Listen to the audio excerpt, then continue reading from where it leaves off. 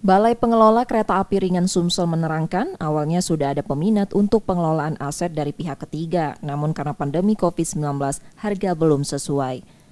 Pengelolaan yang ditawarkan pemanfaatan bagian dalam dan luar stasiun maupun di dalam kereta LRT untuk ruang beriklan.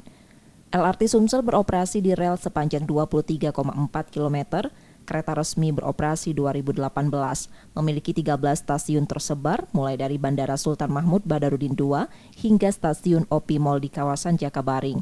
Pihak swasta bisa memanfaatkan ruang di 13 stasiun tersebut hingga ratusan tiang yang menyangga rel LRT. Balai LRT Sumsel mengakui saat ini pendapatan LRT Sumsel masih bersumber dari tiket penumpang.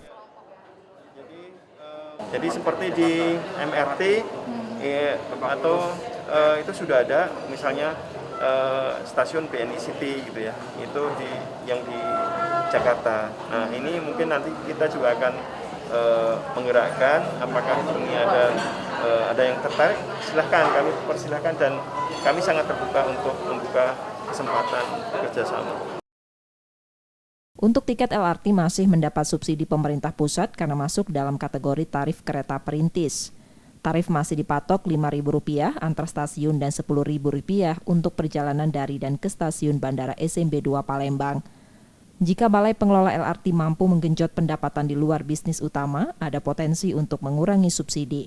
Sumsel masih mendapatkan subsidi senilai Rp119 miliar dari APBN 2022.